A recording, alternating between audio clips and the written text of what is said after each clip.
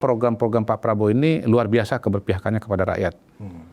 MBG, CKG cek kesehatan gratis ya, membangun sekolah untuk keluarga yang miskin dan sangat miskin, kemudian sekolah untuk anak-anak yang pinter, yang jenius, renovasi sekolah, digitalisasi sekolah, kemudian juga ini akan berjalan untuk koperasi desa, koperasi merah putih. Banyak sekali program-program Pak Prabowo ini, termasuk Danantara. Ide-idenya out of the box. PR-nya di mana? PR-nya teknokrasi. Bagaimana program raksasa yang namanya MBG itu kasih makan kepada anak-anak sekolah, ibu hamil, ibu menyusui, ya, balita, 83 juta orang setiap hari, Senin sampai Jumat, itu bisa terlaksana dengan baik. Tapi begitu saya ke sekolah, saya bilang, ini tantangannya ini, masalahnya bukan dimakan. Dia menyiapkan makanan itu. Betul. Habis itu saya nggak mau datang ke sekolah lagi. Saya mau datang ke SPPG.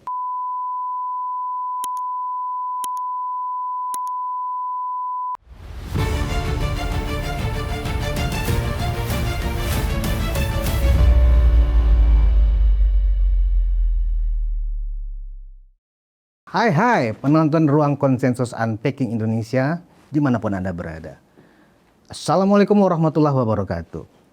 Kali ini saya Budi Ismauruf Piliang kembali menghadirkan diskusi yang menarik dan aktual. Dan saya sudah kedatangan, sebenarnya tokoh ini sudah nggak asing lagi di Unpacking Indonesia. Tapi kali ini pertama kalinya muncul di Ruang Konsensus. Dulu narsum saya ini adalah yang paling sering ya muncul di podcast, di televisi sebagai pengamat politik dan salah satu yang punya lembaga survei yang kredibel. Saya sudah bersama Wakil Kepala Staf Kepresidenan Mr. Q atau Muhammad Kodari. Aduh, terima kasih Mr. Q. Makasih juga undangannya, Pak Wadius. Kembali hadir yang terkenal dengan Ruang Konsensus. Iya. Mr. Q, iya. Saya kemarin ini mendapatkan berita di di website ya, bahwa Mr. Q itu ke daerah-daerah memantau langsung pelaksanaan dari efisiensi dan relokasi anggaran di daerah-daerah, khususnya di daerah tingkat 2. Dan ternyata memang impresnya Bapak Presiden untuk melakukan efisiensi dan realokasi anggaran itu benar-benar jalan. Dan ternyata di daerah bisa. Nah, ini menarik nih untuk kita dengarkan seperti apa implementasinya. Nah, tetapi begini Mr. Q. Hari ini, ya kan, ini kita dikejutkan. Mungkin buat aktivis sebenarnya nggak terlalu terkejut kan gitu ya. Buat publik mungkin terkejut nih. Kenapa aktivis nggak terkejut? Karena kan isunya sudah lama beredar di sepekan terakhir, ya kan. Kita tengah menunggu benar nggak sih? Nah, hari ini benar. Kawan kita nih, Bung Hasan Nasbi, ternyata resmi mengundurkan diri sebagai Kepala Komunikasi TPCO. Dan tentu ini di satu sisi memang bertambah lagi isu karena Hasan Nasbi kan dianggap sebagai representasi juga dari Pak Prabowo, representasi dari Pak Jokowi, ya kan gitu. Nah, saya minta komentar dulu dari Mr. Q atas kemunduran Kepala TPCO ini. Ya, pertama kita harus menghargai ya apapun sikap dan langkah Pak HN Hasan Nasbi, teman seperjuangan. Khususnya di tahun 2024. Yang kedua, apapun langkah-langkah beliau ke depan tentu kita harapkan yang terbaik. Nah, mengenai sebab persisnya tentu yang tahu beliau sendiri. Dan yang penting beliau mengatakan bahwa sudah dipikirkan masak-masak atau matang-matang gitu. Cuman memang dinamika di dunia aktivis dengan dunia pemerintahan itu memang sedikit banyak itu ada dinamikanya, ada perbedaannya. Jadi saya sendiri terus terang pada hari ini mengatakan saya memasuki sebuah fase baru dalam hidup saya, di mana selama ini saya berada di luar, berada di swasta, katakanlah begitu. Sekarang masuk ke dalam pemerintahan. Banyak yang berubah, mulai dari tadinya saya itu nggak punya jadwal tetap, sekarang tiap pagi kantor. Dulu saya nggak pernah pakai seragam, saya sekarang pakai seragam. Sekarang pakai patwal juga.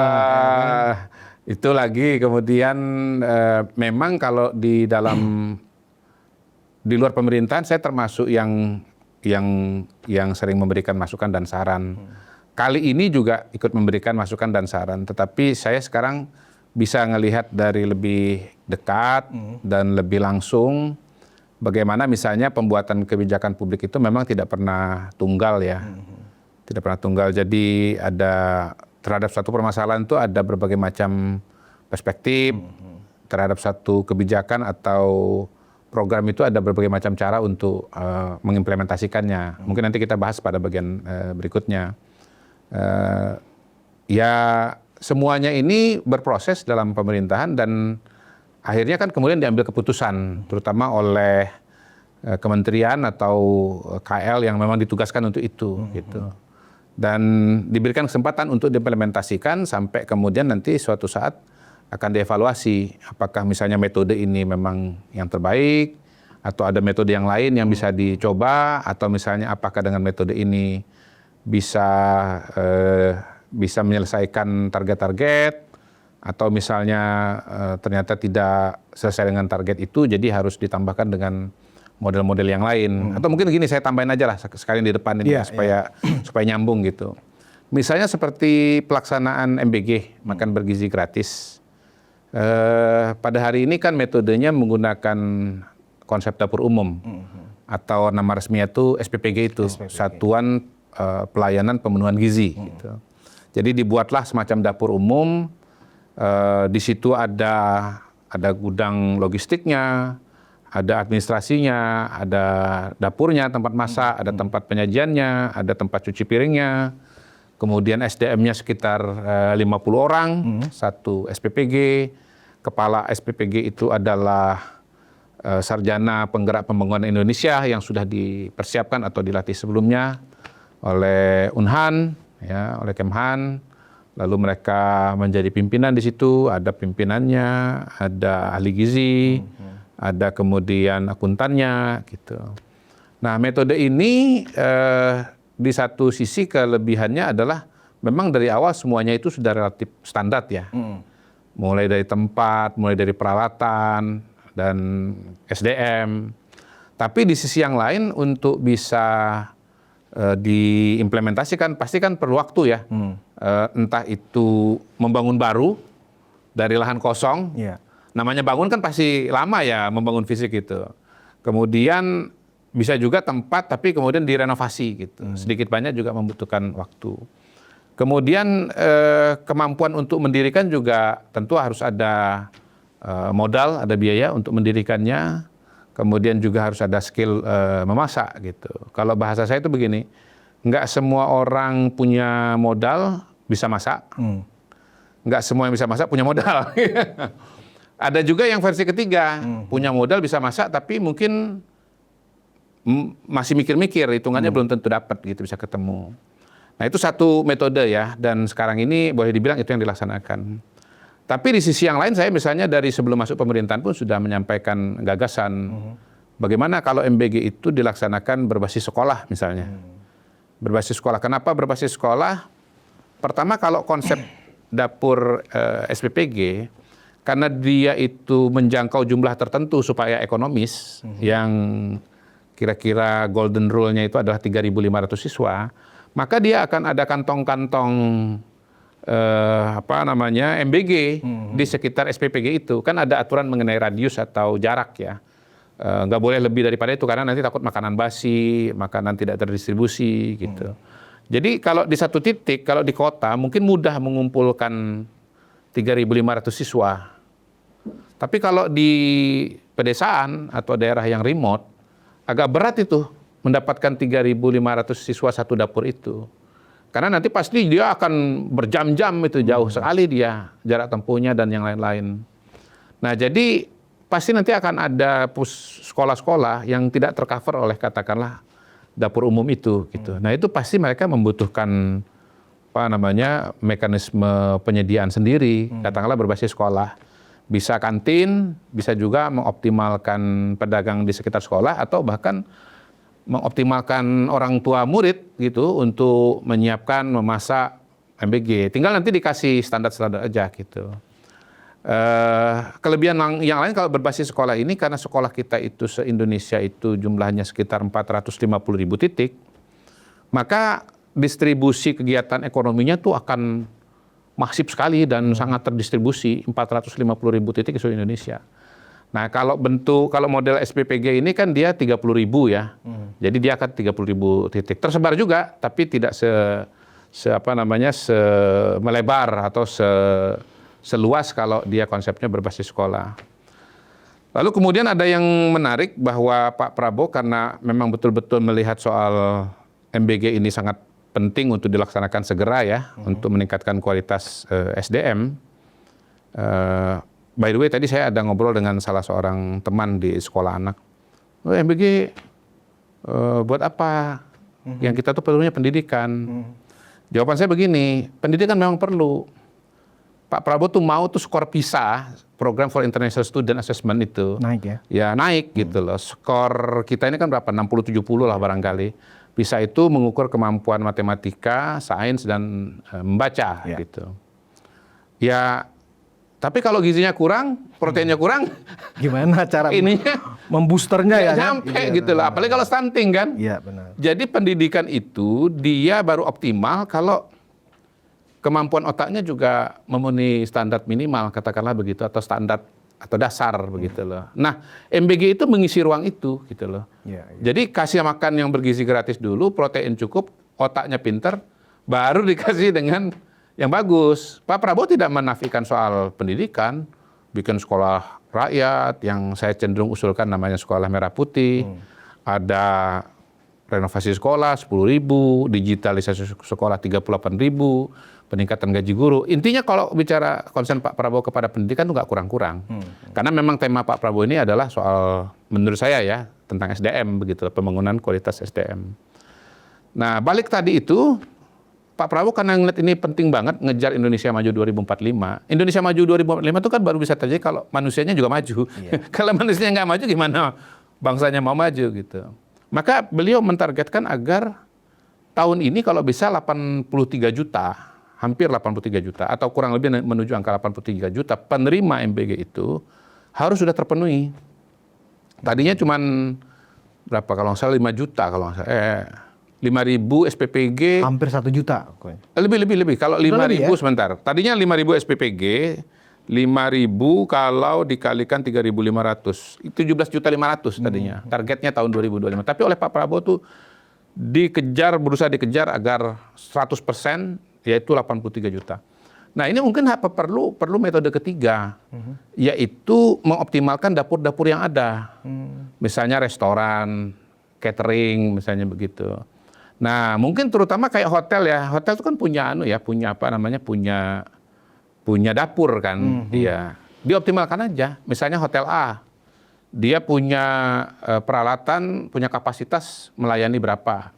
Misalnya 1.000 atau 500. Ya udah, dikasih aja kesempatan untuk melayani sekolah-sekolah di sekitarnya sesuai dengan kapasitas dapurnya.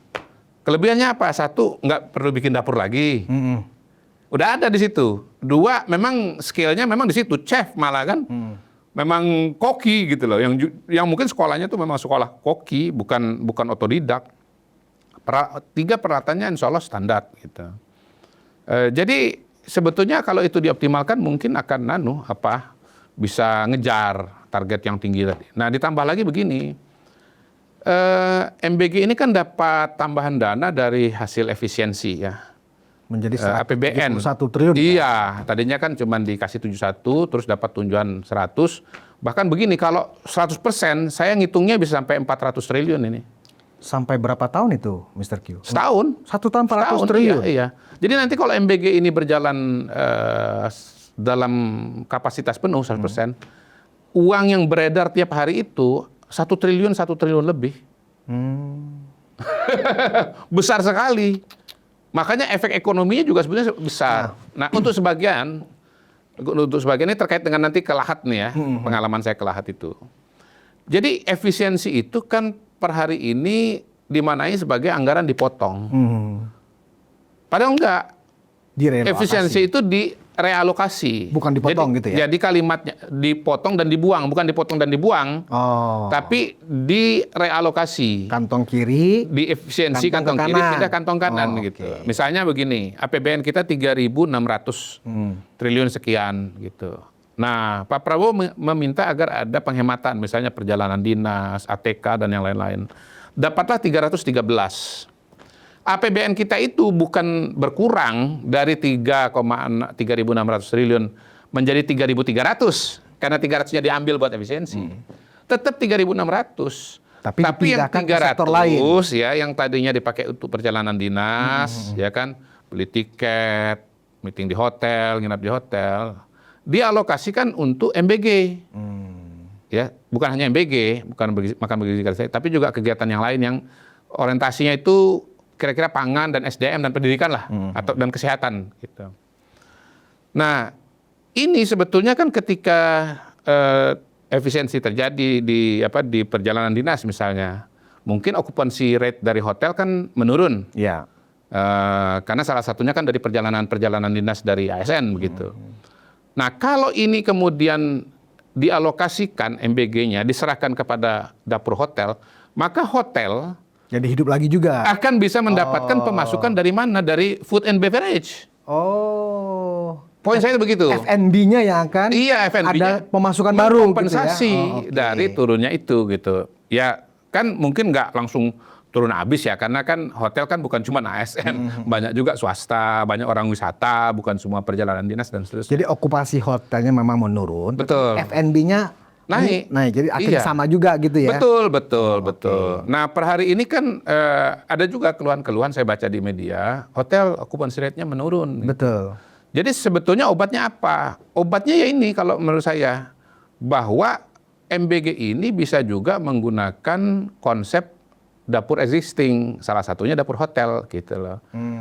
Nah, kalau dapur hotel ini diaktifasi, saya kira akan ada kegiatan ekonomi juga di situ gitu. Dan dengan cara seperti ini kita hemat waktu, kita bicara SDM yang memang sudah mumpuni, memang kerjaannya bertahun-tahun di situ, profesional gitu kan, terus kemudian peralatannya juga udah bagus, tinggal nanti dibuat standarisasi aja oleh BGN, sama diawasi oleh BGN gitu loh. Jadi mekanisme-mekanisme yang berjalan di SPPG tadi itu, konsep dapur umum itu coba diadaptasi pada dapur existing, katakanlah dapur hotel gitu. Nah, ini adalah 3 cara untuk melaksanakan MBG. Ini saya lagi cerita kepada publik ya, biar publik juga tahu bahwa ada dinamika dalam pembuatan kebijakan publik gitu. Iya. Mungkin bagi sebagian orang, jangan kasih tahu rahasia. Menurut saya enggak. Justru kita harus kasih tahu sama rakyat gitu loh. Agar rakyat itu tahu bahwa pembuatan kebijakan itu berhadapan dengan pilihan-pilihan. Dan percayalah bahwa pemerintah itu selalu berusaha untuk mengambil keputusan yang paling rasional, yang benefitnya paling bagus gitu loh. Bahwasanya kemudian misalnya ternyata kebijakan itu bukan yang terbaik, seperti saya bilang tadi, tunggu evaluasi gitu loh. Jadi kesimpulan itu kan memang di belakang ya. Evaluasi kan di belakang gitu. Kalau memang tidak berjalan ya nanti diganti dengan metode yang lain atau diadakan perbaikan pada metode yang sudah berjalan gitu. Jadi pemerintah itu jangan dianggap dianggap cuman monolitik saja gitu. Kalau ada usulan field trip di sekolah anak saya aja berdebatnya setengah mati tuh orang tua kan. Bagi sebagian orang itu penting, sebagian bilang nggak penting. Katakanlah Pak Yuris mengatakan penting. Terus soal biaya gitu, terlalu mahal. Yang sebagian lagi bilang nggak masalah gitu. Lalu ujungnya ada tambahan sekian gitu. Katakan berapa? 15.000, 20.000. Ada yang bilang, itu kok naik? Ini repot gitu. Padahal yang bersangkutan kalau jalan-jalan ke luar negeri nggak masalah gitu kan. Tapi kalau 15.000 ribut, ya itulah dinamika-dinamika di pemerintahan itu bisa juga diilustrasikan dengan kehidupan kita sehari-hari, bahwa untuk mengambil satu keputusan itu akan melibatkan banyak pihak dan banyak pemikiran. Di sekolah aja memutuskan field trip aja bisa berdebat kayak begitu, apalagi ini kita bicara mengenai kebijakan-kebijakan negara yang sangat-sangat besar. Ya. Bang. Itu ilustrasinya Bang mengenai pengalaman saya di pemerintahan sampai sejauh ini. Ya, MBG, swasembada pangan, swasembada energi, termasuk juga efisiensi kan bagian dari program strategis nasional. Iya. Yang mana kalau kita kaitkan lagi tadi Ya. dengan fungsi salah satunya Kepala Komunikasi Presiden kan memang khusus menjelaskan proyek-proyek strategis nasional. Iya, kan iya, gitu ya. iya, iya. Nah, memang saya juga tidak dalam porsi untuk meminta komentar Mr. Q sebagai pejabat negara juga mengomentari kawan kita yang juga pejabat negara. Oh iya, nih tambah lagi satu. Setelah saya di dalam ini, saya ngomongnya harus agak rem-rem. Beda ketika masih jadi dalam kapasitas sebagai pengamat politik, beda kan. Kalau dulu saya gaspol aja. Gaspol. Kalau sekarang saya mainnya rem agak banyak. Yang saya susah tahan-tahan memang ketawanya masih sama. Jadi yang sama ketawanya aja.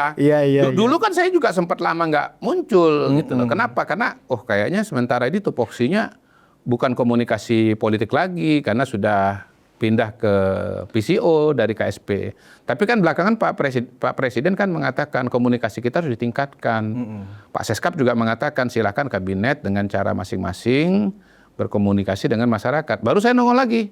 Ini kan baru setelah sekian bulan setelah saya masuk ke dalam pemerintahan baru kesini lagi. Dan selama ini nggak pernah setahu saya Mr. Q itu muncul di podcast ketika masih bicara atau mengulas tentang peristiwa politik, kan statusnya lagi cuti, ya kan? Kalau sekarang cuti nggak ini? Enggak. Kalau cuti itu karena waktu itu temanya kampanye. Karena kampanye. Kalau sekarang kan bukan kampanye kan, bukan isu pilkada atau isu pilpres. Ini kan isu kebijakan publik, isu pemerintahan. Gitu. Penjelasan Mr. Q tadi tentang bagaimana implementasi, bagaimana cara pemerintah dalam mengimplementasikan MBG itu di lapangan. Sebenarnya kan itu yang dibutuhkan oleh publik, kan? Dan itulah porsi dari tugas dari salah satunya kantor komunikasi presiden, kan?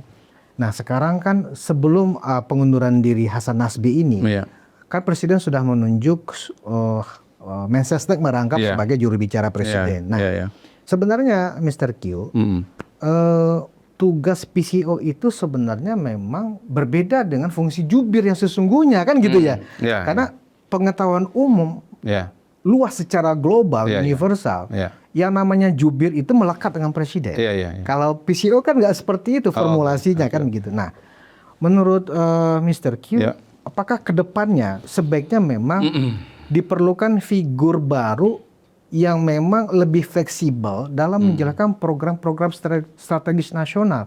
Karena kalau salah dalam menyampaikan, akhirnya orang memang keliru menilai dari MBG, pemotongan anggaran, seolah-olah itu pemotongan anggaran, kan begitu.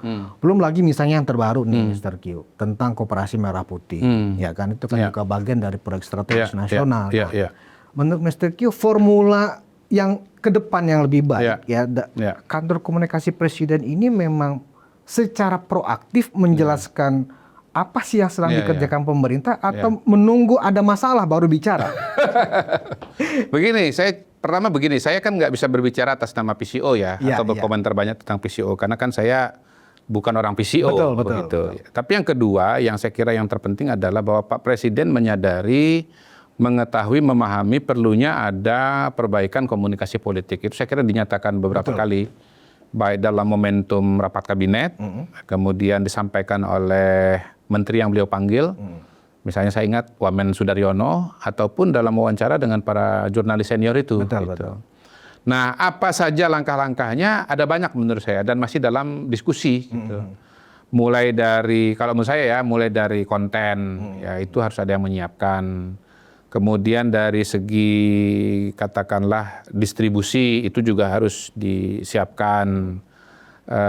Kemudian misalnya bahwa memang antara kebijakan dengan komunikasi itu satu paket kalau menurut saya. Itu bukan hal yang terpisah.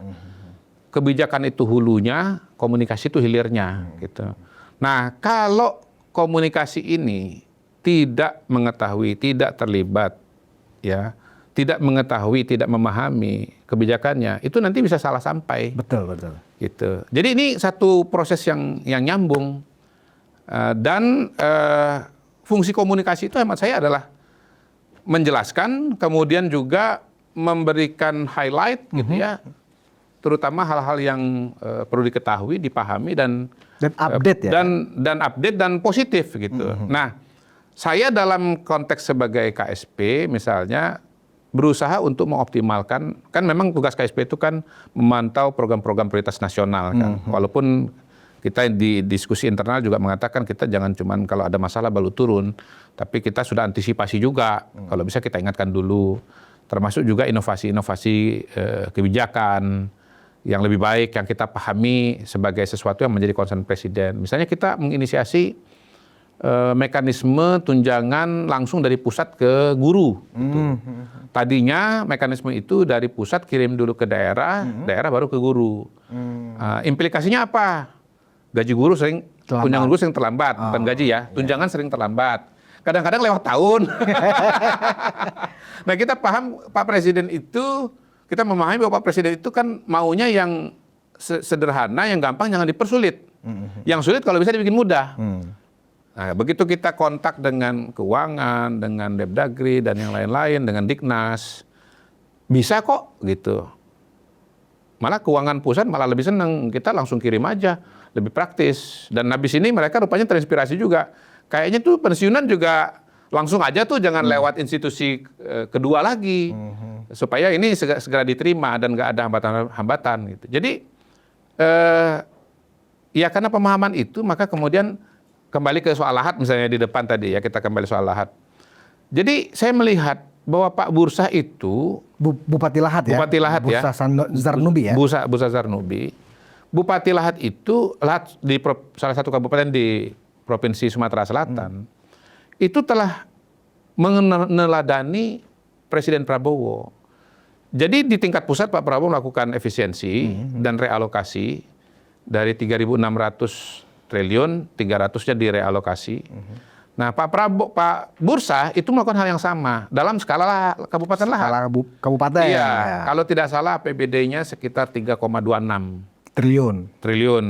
Lalu dia sudah mengalokasikan 313 miliar untuk program-program yang berorientasi kepada programnya Pak Prabowo gitu. Dengan menggunakan panduan surat edaran Menteri Dalam Negeri Tito Karnavian gitu. Nah, salah satu yang paling menarik, yang besar juga, realokasinya kemana? Pembuatan irigasi untuk ketahanan pangan gitu. Jadi ada daerah, ada wilayah yang namanya Kikim ya.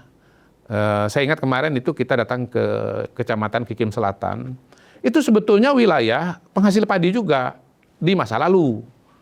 Tetapi kemudian ketika bendungan itu jebol di Sungai Air Lingsing kalau nggak salah namanya. Di Lahat banyak sekali sungai-sungai. Se-Sumatera Selatan itu banyak banget. Yang paling terkenal tentu Sungai Musi lah. Ya. Sungainya besar-besar. Iya, sangat besar, sangat-sangat besar. Nah itu kan jebol, begitu irigasinya nggak ada, sawah-sawah ini kering, betul, mati dia. Nah jadi Pak Bursa itu pengen berinisiatif agar segera dilakukan pembangunan ulang terhadap irigasi dengan kualitas yang jauh lebih baik. Konon saya dengar ya itu irigasi sebetulnya udah dibangun tapi nggak lama berapa tahun gitu jebol oleh air gitu. Dibikin sedemikian rupa. Yang dia bilang kalau nggak salah tuh 50 tahun apa bahkan tahun 100 tahun. Kayak zaman Belanda lah kira-kira gitu ya. Iya.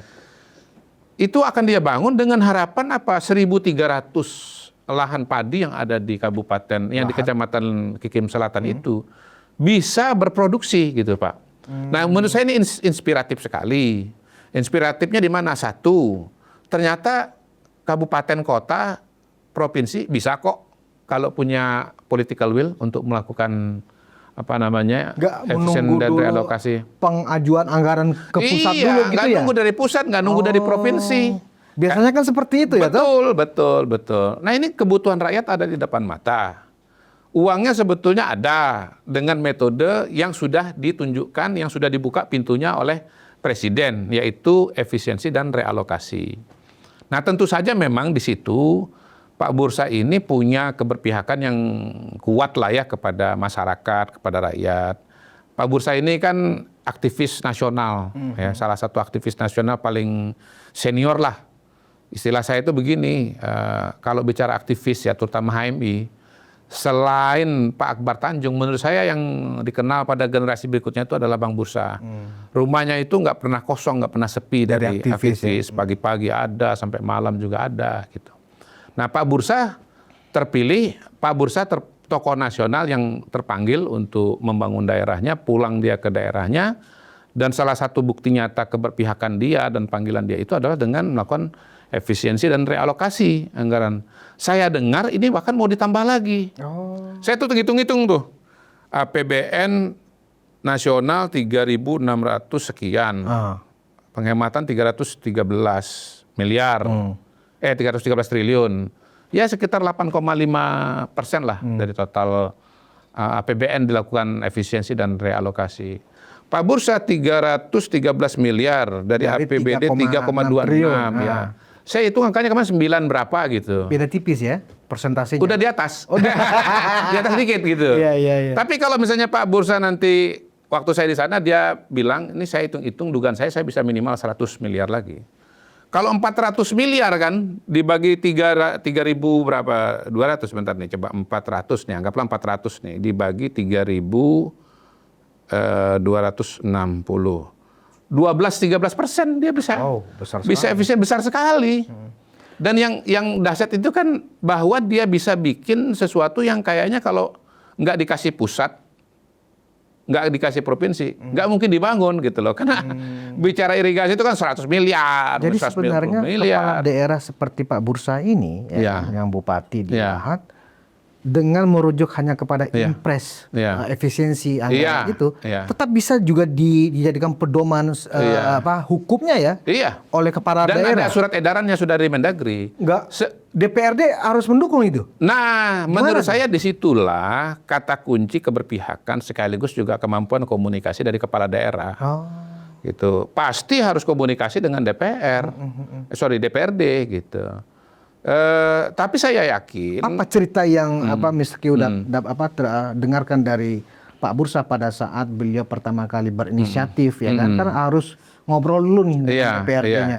Menemukan kendala nggak bisa seenaknya begitu Pak Bupati atau alhamdulillah kayaknya enggak sih. Atau mungkin nggak diceritain.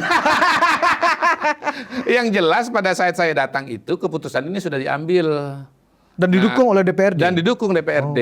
Ya, setidaknya begini kan ada semacam malam ramah tamah lah. Hari saya pertama datang itu, makan malam katakanlah begitu. Ya itu di situ ada ketiga pimpinan dari DPRD di Kabupaten Lahat. Gitu.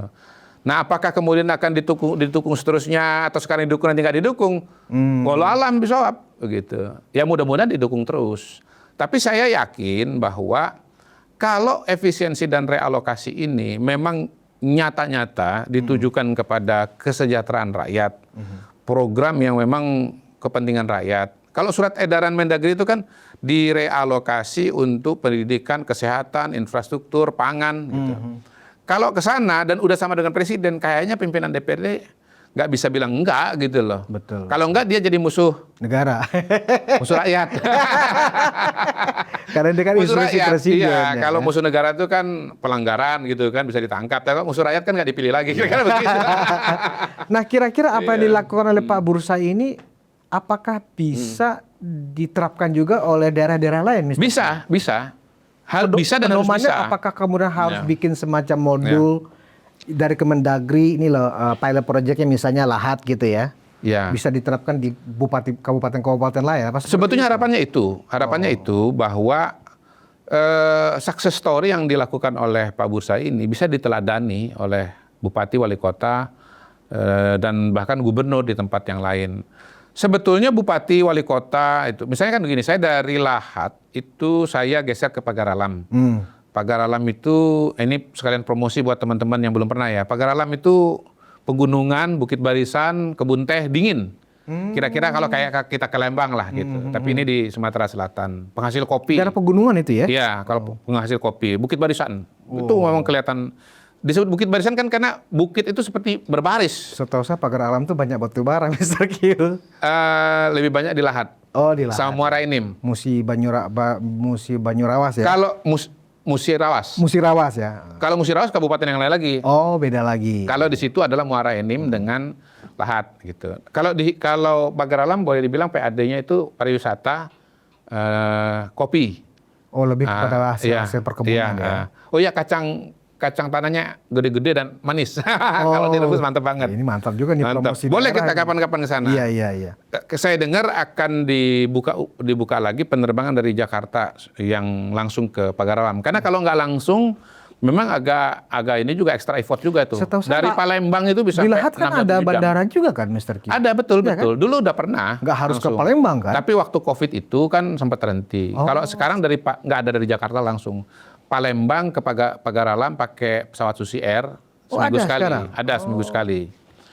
Nah, tapi itu kan terlalu ya kalau untuk kepentingan pariwisata pesawatnya kecil dan cuma 1 minggu sekali. Kalau mau tuh yang langsung misalnya Boeing 737 gitu. Langsung mendarat di Pagaralam gitu. Di Pagaralam juga ada upaya untuk melakukan efisiensi, tapi mungkin nggak sebesar Pak Bursa. Lalu saya geser beberapa hari kemudian itu ke Kabupaten Banyuasin. Di sana saya lihat rencana pembangunan pelabuhan ya Tanjung Carat. Karena produk-produk Sumatera Selatan itu kan sebenarnya banyak banget, batu bara, sawit, kopi, lengkap lah. Jadi supaya bisa langsung ke istilahnya ke laut lepas gitu. Ngecek juga MBG, lihat juga CKG, cek kesehatan gratis ke situ. Nah, ngobrol juga dengan Pak Bupatinya, Pak Sekolani. Kebetulan Banyuasin itu kampung bapak saya gitu. Ada upaya juga melakukan penghematan. Tapi memang yang besar betul itu adalah Pak Bursa itu. Provinsi malam terakhir itu saya ketemu dengan Pak Gubernur. Cerita juga dilakukan efisiensi juga. Tapi memang per hari ini yang dari saya tahu itu yang paling besar itulah Pak Bursa. Mungkin sebagian wilayah masih identifikasi dan belum eksekusi. Kalau Pak Bursa ini sudah eksekusi dia. Kita waktu di Lahat itu ya memang datang meresmikan groundbreaking terhadap itu rencana pembangunan waduk itu, irigasi teknis lah istilahnya. Udah langsung dikerjakan dan mudah-mudahan segera bisa dilakukan pembangunan. Jadi mudah-mudahan dengan cerita kita ini ya kepala daerah yang lain juga akan punya lesson learn ya. Pertama bahwa memang efisiensi itu bisa dilakukan di daerah. Yang kedua ya bisa diarahkan untuk program-program yang pro rakyat yang sesuai dengan program-programnya Pak Prabowo gitu. Mudah-mudahan ya Pak Bursa nanti bisa diundang oleh Pak Mendagri berbicara di depan bupati, wali kota, gubernur yang lain dan menceritakan apa saja yang beliau kerjakan, strateginya bagaimana tadi ngomong apa sama DPRD. Iya, kan kuncinya di situ ya kan. Supaya dapat dukungan betul. Itu. Bagaimana bicara dengan para stakeholder dan bagaimana cara merealokasi anggaran itu gitu. Supaya apa ya? Supaya nanti kita ini betul-betul jadi ruang konsensus. Antara pemerintah pusat dengan pemerintah daerah. Iya. Jadi yang efisiensi itu bukan cuma pemerintah pusat saja, tapi juga pemerintah daerah. Yang membangun ketahanan pangan, pendidikan, kesehatan, jangan pemerintah pusat aja, tapi nggak didukung oleh kabupaten kota. Gitu. Jadi ya supaya sinergis lah. Untuk sinergi kan harus konsensus dulu. Kalau nggak konsensus mana bisa sinergi. Betul. Gitu. Jadi ya bukan problem sih. Ya memang hal yang lain yang kita, kalau saya pribadi ya, kenapa ini harus didukung? Karena Pak Bursa ini kan aktivis, ya dia orang yang selama ini istilahnya berdiri di luar, punya idealisme, sekarang masuk ke dalam pemerintahan, jadi kepala daerah, ya harus sukses lah, harus bisa membawa perubahan yang nyata kepada daerah yang dia pimpin, gitu. Harus menunjukkan komitmen yang nyata juga untuk masyarakat yang dia pimpin, gitu loh. Jadi Pak Bursa ini adalah salah satu eksperimen politik aktivis Indonesia zaman now gitu ya, zaman sekarang maksud saya yang masuk ke pemerintahan dan diharapkan bisa membawa suasana segar, membawa perubahan yang nyata dan artinya kalau dulu di luar itu ngomong idealisme itu maaf ya, dalam tanda kutip gampang, rasain lu sekarang kalau di dalam, emang segampang itu. Nah, apakah KSP akan membuat semacam report ya dari hasil kunjungan Mr. Q ke salah satu kabupaten dan ternyata memang itu bisa dilaksanakan? Ya. Apakah kemudian KSP akan membuat semacam modul gitu ya? Untuk strategi atau kiat-kiat di dalam melakukan efisiensi dan relokasi anggaran di tingkat kabupaten atau tingkat wali kota gitu ya, atau mungkin juga ke tingkat gubernur karena kan begini Mr. Q, cenderung ya kan para kepala daerah ini kan ngerasa loh ini kan dana kami yang urus dong, kan gitu loh, kami yang tahu prioritasnya. Nah kalau ada success story dari kasusnya Lahat dan kemudian di underline juga oleh KSP bahwa ini kan ada Impres sebagai payungnya. Jadi panduannya begini untuk efisiensi dan relokasi anggaran. Karena kan semuanya kan demi apa? Kepentingan rakyat. Rakyat nanti akan menghukum Anda. Bukan dengan dilaporkan ke KPK atau apa, tapi Anda akan dipilih lagi nanti. Gimana Mr. Q? Makasih idenya. Makasih, benar-benar. Jadi kalau saya per hari ini kan ya bercerita ke media ya, termasuk mungkin kesempatan kali ini supaya barangkali lebih mudah dicerna lah. Tapi untuk lebih teknokratisnya dan lebih detailnya, saya kira benar itu. Coba nanti saya bicarakan dengan teman-teman di KSP ya, upaya untuk katakanlah membuat sebuah blueprint lah. Blueprint efisiensi dan realokasi anggaran pada tingkat daerah.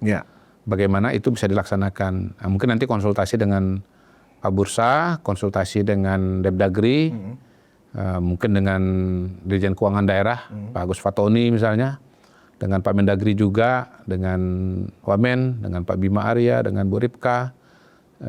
Nanti ada semacam katakanlah blueprint atau buku panduan untuk bisa digunakan. Benar juga itu. Kalau nggak dikasih buku panduan nanti pikirannya kemana-mana kan. Benar. Oke, kalau dengar cerita itu bisa dapat inspirasi. Tapi technicalities-nya kan kalau ada panduan kan lebih gampang. Betul, harus ada resep masaknya lah kira-kira begitu ya, yang betul-betul bisa diikuti dengan lebih detail. Ya, lengkuasnya berapa potong, ukuran berapa, ya kan. Kemudian tomatnya berapa biji, ya. Garamnya ada 1 sendok besar. Panduan lah betul, ya kan. Panduan. Makasih idenya. Nah, Mr. Q, kira-kira KSP ini selama hampir anggaplah 6 atau 7 bulan ya pemerintah ini berjalan. Hal-hal apa yang ditemui KSP di dalam implementasi program pusat di daerah yang kayaknya kepala daerahnya agak sulit melaksanakannya? Sudah ditemukan belum laporannya tentang itu? Kalau saya pribadi justru melihat banyak soal ini ya, soal bagaimana program-program besar Pak Prabowo ini tantangannya adalah pada implementasi, pada teknokrasi. Saya udah pernah mengatakan ini dan saya tidak bosan-bosan untuk mengatakan dan sekaligus mengingatkan bahwa pertama program-program Pak Prabowo ini luar biasa keberpihakannya kepada rakyat.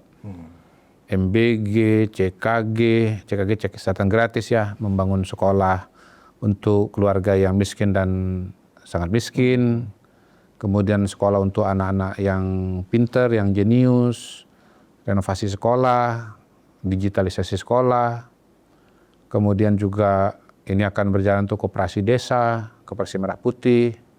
Banyak sekali program-program Pak Prabowo ini termasuk Danantara, ide-idenya out of the box.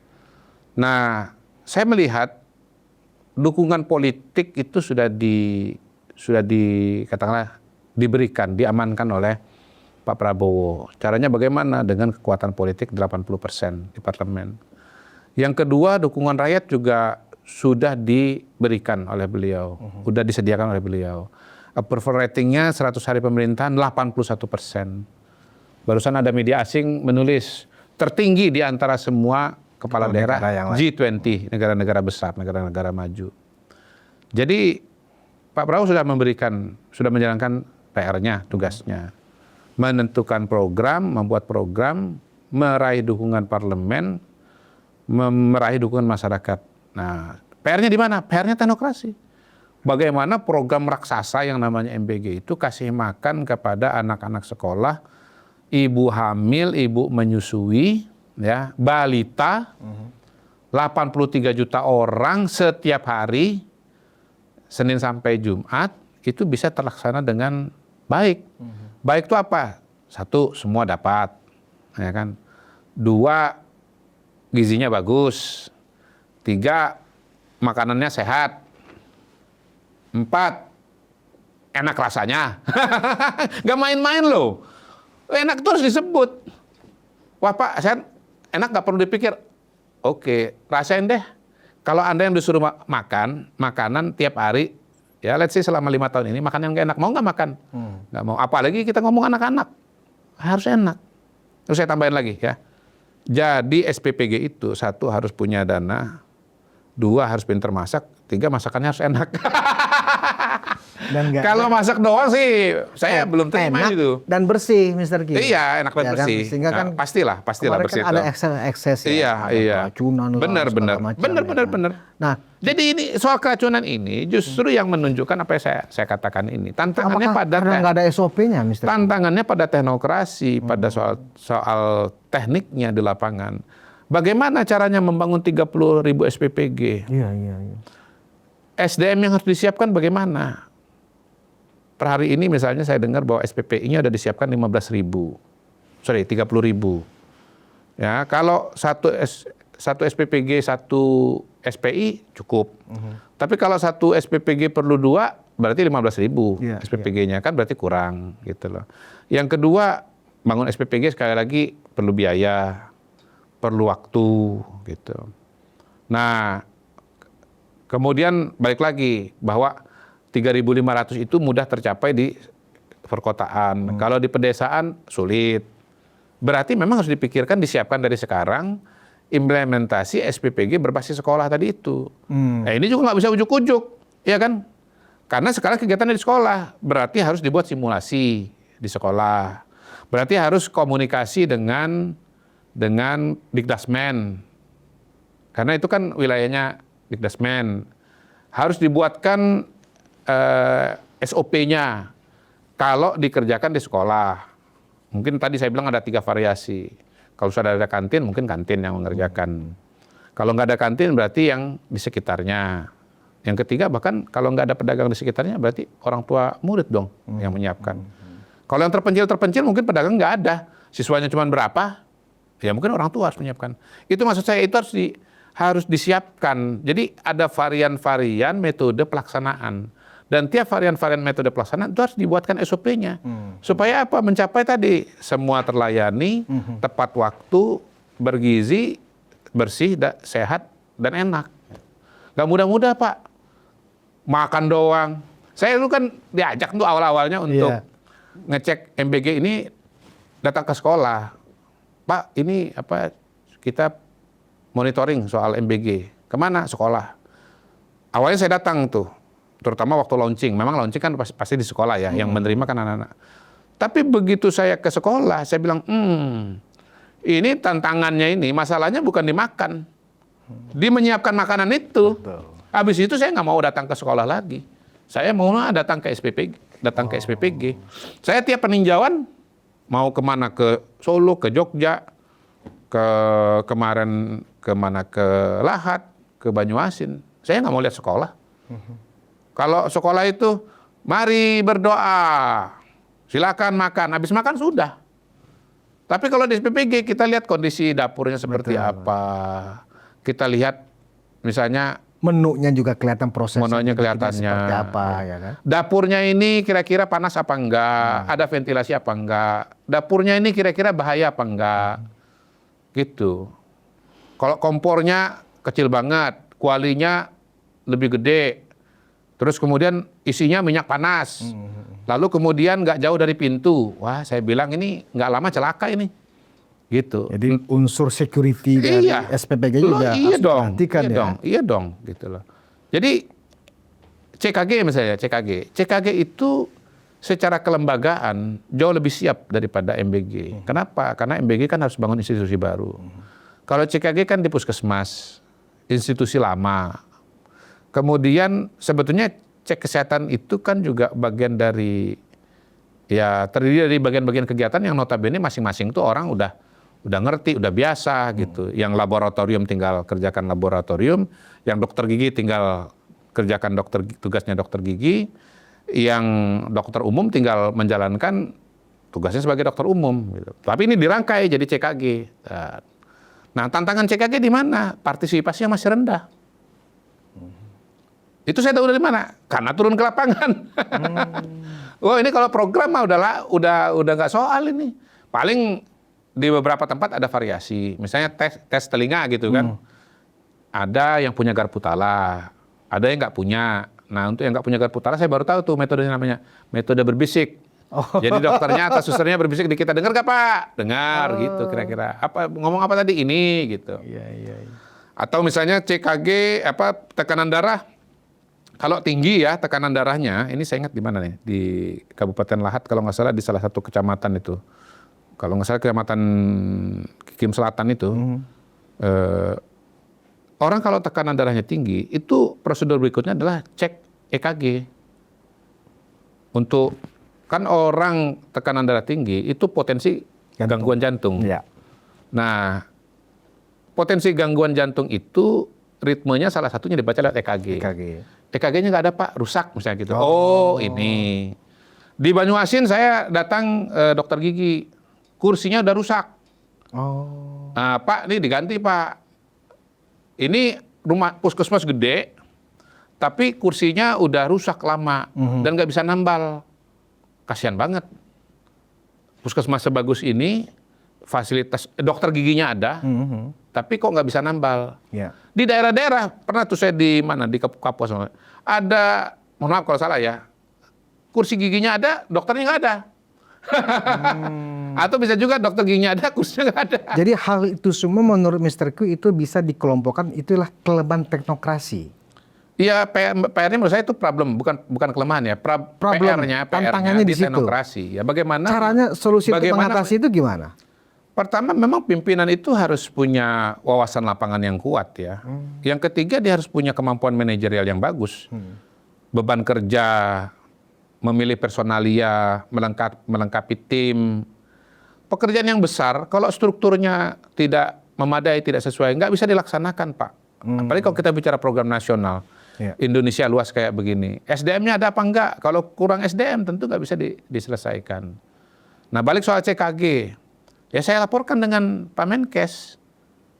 Pak Menkes baik ketemu, ngomong maupun lewat WA gitu loh. Lewat laporan gitu. Bahwa CKG ini implementasi udah berjalan baik, tapi pesertanya masih kurang. Nah, kemudian diambillah salah satu langkah solusi ya. Tadinya CKG itu hanya bisa dilakukan ketika orang itu ulang tahun. Iya betul. Ya, kira-kira 2 minggu dia ulang tahun, 2 minggu kemudian ke depan. Ya dia ulang tahun lah, 3 bulan lah kalau nggak salah berlaku. Orang tahunya itu, Mr. Q. Ya, tapi karena partisipasinya masih rendah, dibongkar itu, dibuka anytime. Which is benar juga. Kalau misalnya orang nanti baru ulang tahun Juli atau Agustus, begitu sampai harinya dia lupa. Nah, yang kedua saya bilang gini juga. Orang kalaupun tahu tentang program ini, jadi ini program kurang sosialisasi lah, masih harus disosialisasikan. Kalaupun tahu juga belum tentu mau. Saya nggak sengaja tuh ketemu. Udah tahu CKG tahu. Mau ikut nggak? Nggak. Loh, kok nggak? Ini kan gratis. Kalau dihitung dengan uang ini mahal sekitar itu. 2 juta. Iya. Nggak mau. Istilahnya kan yang umum CKG itu kan medical check up. Medical check up, iya. MCU kan? MCU. Ini MCU sebetulnya. Nggak mau, kenapa? Takut ketahuan penyakitnya. Nah, justru sebetulnya kita pengen tahu kalau memang ada potensi penyakit supaya bisa dicegah. Kalau memang ada penyakit bisa segera diobatin. Karena kalau penyakit sakit tapi nggak diobati kan lama-lama kan terlanjur parah dia. Betul. Gitu loh. Mau jantung kayak, mau kanker kayak gitu. Terutama kanker kan. Kanker itu kalau stadium 1 gitu. Masih bisa diobati. Yang nggak bisa diobati itu kalau udah 3, 4 gitu. Akarnya udah terlalu dalam, udah kemana-mana. Gitu. Berarti memang kurang sosialisasi. Ya, jadi saya bilang gini sama Pak Menkes, Pak, problem CKG ini bukan cuma sosialisasi, tapi edukasi, saya bilang. Sosialisasi itu ngasih tahu orang bahwa ada program CKG. Edukasi itu ngasih tahu bahwa kamu itu harus periksa kesehatan supaya kalau tadi ada potensi sakit sudah bisa diantisipasi dari awal. Kalau memang sudah ada sakit bisa segera diobati, nggak terlanjur jadi parah. Kalau terlanjur jadi parah susah sembuhnya, biaya lebih besar gitu. Nah ini kan sebetulnya CKG ini kan paradigma baru dari Pak Prabowo bahwa kesehatan kita itu harus harus preventif. Jangan kuratif lagi seperti sekarang ini. Kalau preventif maka nanti biaya yang dikeluarkan oleh BPJS Kesehatan insya Allah akan menurun drastis gitu. Mungkin kita keluar sekarang duit 2 juta. Tapi kalau ini kemudian berjalan dengan merata, orang-orang yang tadinya kalau dia terlanjur sakit keluar duit 10 juta, bahkan 100 juta, dengan cara ini bisa dicegah dengan modal 2 juta aja. Jadi ini sebetulnya CKG ini adalah bentuk baru atau paradigma baru kesehatan Indonesia dari kuratif ke jadi preventif. Sebenarnya MCU itu bukan konsumsi orang biasa, Mr. Q. Oh ya? Itu kan kelas menengah atas, karena kan dianggap mahal. Di rumah sakit yang menengah aja, satu kali MCU lengkap itu bisa 6,5 juta. Nah, itulah yang saya maksudkan bahwa Pak Prabowo ini, Presiden Prabowo ini sebetulnya pemikirannya tuh radikal, luar biasa. Dia melakukan paradigm shift lah.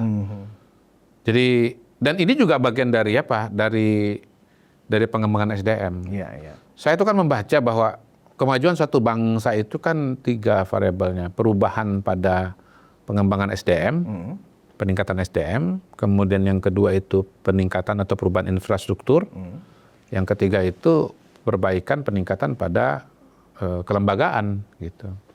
Pak Jokowi sudah menata infrastruktur, gitu. Pak Prabowo ini sekarang sedang menata SDM. Boleh dibilang mayoritas programnya itu mulai dari Kemandirian Pangan, kemudian kesehatan, pendidikan, MBG. Itu sebetulnya kan kuncinya soal pengembangan SDM. Iya. Jadi kita pelan-pelan lah supaya 3 elemen ini kalau dikerjakan dengan baik, maka tujuan atau target menuju Indonesia maju itu bisa tercapai. Mr. Q ini ternyata nggak hanya seorang pengamat politik yang handal menganalisa peristiwa politik. Ketika menjadi wakil kepala KSP, artinya menjelaskan bagaimana program-program pemerintah, ini ternyata taktis dan enak juga penjelasannya. Cuman terus terang, memang kalau isu politik penonton banyak. Iya, iya. Kalau isu kalau teknokratis ini, sedikit. iya benar-benar. Tapi kan nggak apa-apa, Mr. Q. Tugas kita kan nggak hanya Iya. untuk mencari penonton Iya, yang banyak. iya, gitu benar, kan. benar, Tapi kan benar. kita juga harus mencerahkan, Betul, mengedukasi. betul. Ya kan? Betul, Nah, betul. kalau saya cermati ya dari cara Mr. Q menjelaskan potongan-potongan dari hasil temuan di lapangan, ya kan, kemudian disampaikan dengan bahasa yang ringan Iya. dalam diskusi kita ini. Iya. Rasa-rasanya kok cocok juga sebagai pengganti PCO. Oh jangan nanti tafsirnya politis habis ini. Ya, ini kan pendapat Tafsir politis enggak, nanti. ini kan pendapat pribadi saya. Iya. Ya kan, pendapat Jangan, pribadi ya. saya. Keputusannya kan nanti di tangan presiden, ya kan. Nah, maksud saya gini, terlepas apakah saya merekomend atau tidak Mr. Q untuk menggantikan Hasan gitu, tetapi setidaknya kriteria yang lebih baik ya kan untuk bagaimana menjelaskan prioritas program-program prioritas pemerintah ini kepada masyarakat memang nggak bisa dipungkiri Mr. Q butuh sosok ya yang memang bisa mengemas ya kan bahasa-bahasa yang gampang dicerna tapi tepat sasaran dan juga bisa menjembatani ya kan antara masyarakat dengan instansi-instansi. Kalau saya boleh saran nih tayangan jangan ditayangkan ya. Soalnya nanti ini mungkin akhirnya agak bahaya. Nanti tafsirnya kemana? Pasti kita di frame orang nih nanti. Nggak apa-apa juga Mr. Q karena begini. Saya sih bicara objektif aja ya kan. Sekarang ini kan ketika PCO ini kan yang diketahui oleh publik atau media memang tugasnya kan menjelaskan kebijakan-kebijakan prioritas pemerintah, kan begitu. Nah, ternyata banyak sebenarnya yang ingin diketahui publik nih dari cara Mr. Q menjelaskan bagaimana kunjungannya ke Lahat, ya kan, dan bagaimana program-program MBG di lapangan sebenarnya kan dari sumber pemerintah yang langsung kecuali dari misalnya kepala BGN misalnya kan nggak ada lagi selama ini kita memperoleh informasi itu ya kan. Baru nih dari Mr. Q.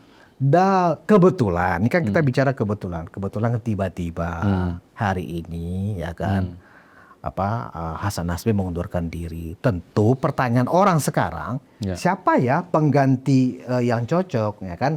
Nah mungkin ada si A, ada si B, ada si C ya kan begitu. Nah kok saya melihat kayaknya Mr. Q. Stop. Udah situ aja. Cut.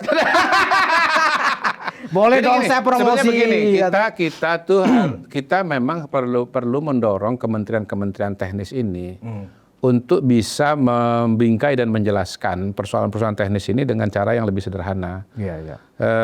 Saya kira pertama ya kegiatan komunikasi itu sendiri memang harus dilakukan. Gitu. Yang kedua sebetulnya kalau buat saya yang namanya jubir pemerintah itu ya paling bagus itu ya dari kementerian itu sendiri. Terutama ketika bicara masalah-masalah teknis.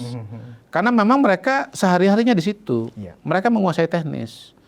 Serahkan kepada ahlinya lah, kira-kira begitu kan. Gitu. Nah tinggal tinggal dikelola, tinggal diarahkan, di-manage sedemikian rupa agar penjelasan-penjelasan kepada topik-topik terutama ketika bicara program-program pemerintahan itu memang diarahkan kepada teman-teman yang ada di kementerian gitu loh. Pernah suatu saat saya berpikir begini, sebetulnya jubir-jubir pemerintah itu ya bagus kalau orang-orang Bappenas. Karena orang-orang Bappenas, pertama ya orang Bappenas, dia memang kan datang dari bidang-bidang spesifik. Kabiro-kabiro di masing-masing kementerian, Mr. Ki. Dulu Kabiro ini kan cerita dulu. Oh, cerita dulu. Ya kan balik lagi kan pesannya kan begini, barang itu dalam pemerintahan seperti juga hal-hal yang lain di dunia ini nggak ujuk-ujuk langsung keluar atau jadi kan. Ini kan saya juga cerita dinamika yang terjadi di pemerintahan, dinamika pemikiran saya sendiri gitu. Dulu saya berpikir Bappenas, tapi buat saya Bappenas itu layak untuk tampil jadi juru bicara. Masalahnya kan selama ini kan Bappenas nggak pernah ditampilkan. Yang muncul itu kan juru-juru bicara, pengamat-pengamat politik yang istilahnya apa lu mau gua ada, semua dijawab gitu. Lalu gak ada. Iya, kalau saya kan kalau kira-kira saya nggak ngerti, saya kan bisa bilang jangan tanya sama saya lah, yang lain aja. Saya berusaha untuk menyadari lah keterbatasan-keterbatasan. Tapi dulu saya berpikir, wah kalau Bappenas ini mereka memang teknokrat, yang kedua sekolahnya tinggi-tinggi. Bappenas itu S2, S3, Betul. dan pasti intelek gitu loh. Ya mereka tepat. Nah tapi pada hari ini setelah di dalam pemerintahan, wah kayaknya memang perencanaan itu satu hal, implementasi itu hal yang lain lagi. Jadi saya pada hari ini cenderung yang berbicara itu memang dari Kementerian Teknis sebetulnya. Karena dia yang paham betul proses, bisnis prosesnya, SOP-nya, problem-problem teknisnya, angka-angkanya. Jadi suatu ide, suatu gagasan yang baik, ketika dia diimplementasikan ke lapangan, itu bisa mengalami masalah-masalah yang tadinya nggak terpikir. Bisa juga muncul masalah di belakang. Atau konsep A ini begitu di lapangan jadi A aksen, A double aksen. Gitu.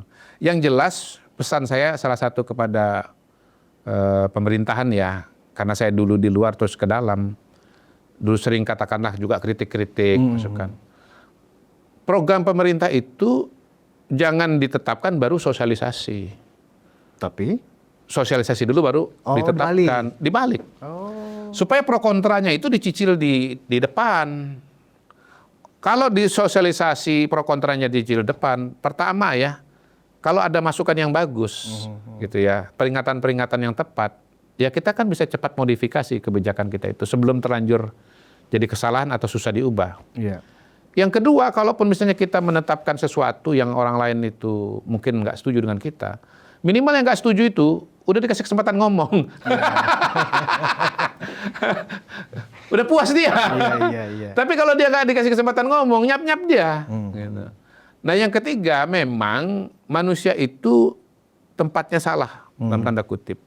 Kan gini, manusia itu kan ada Johari Windows tuh kalau di psikologi itu. Jadi ada bagian di mana saya tahu, orang lain tahu gitu. Saya tahu bahwa saya misalnya pemarah, Anda tahu saya pemarah.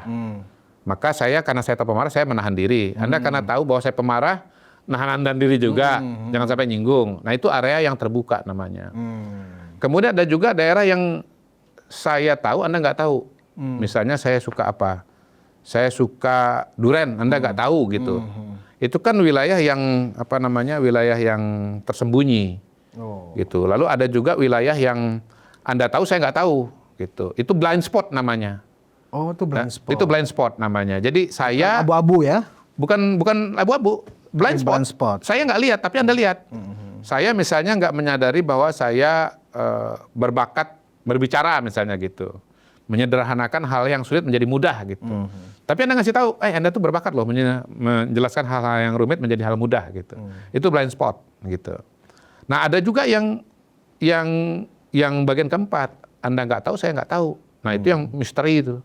Jadi saya nggak tahu bahwa saya punya bakat tertentu, Anda juga nggak tahu. Akhirnya bakat itu terpendam, mungkin sampai akhir hayat, kan sia-sia kan jadinya kan gitu. Itu. Jadi kita harus berasumsi bahwa kebijakan publik menurut saya itu selalu ada blind spotnya yang nggak mampu dilihat oleh pembuat kebijakan itu, sekalipun dia ahli di situ. Saya ini di bidang ini, saya di kementerian ini udah 20 tahun gitu kan. Ya, tapi tetap harus ada antisipasi bahwa ada blind spot. Nah, blind spot itu juga bagusnya diketahui di depan sebelum ditetapkan. Karena kalau ditetapkan kita udah susah lagi ngubahnya gitu loh. Woi, itu ada masalah tuh, caramu tuh nggak bener tuh.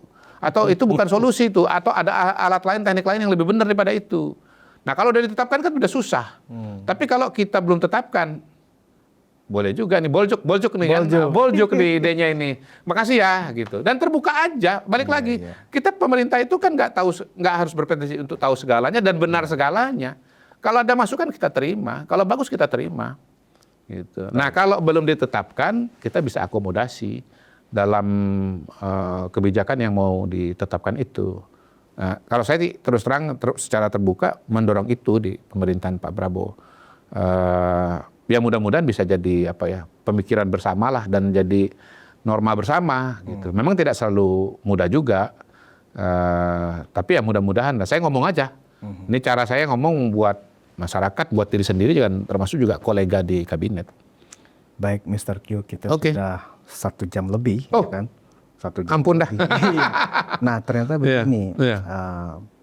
Mungkin penonton ruang konsensus juga melihat bahwa sebenarnya saya banyak yang juga ingin saya tanyakan ke Mr. Q tentang wilayah dan wilayah kepakaran Mr. Q juga sebenarnya tentang peristiwa politik. Tapi karena posisinya sedang dalam posisi itu, saya nggak bisa mengajukan pertanyaan. Tetapi begini, dari diskusi kita ini, tadi kan Mr. Q terakhir menyinggung tentang ada orang yang tidak tahu, orang yang tahu apa yang orang tidak tahu, kan gitu ya? Nah, blind spot istilahnya. Iya itu.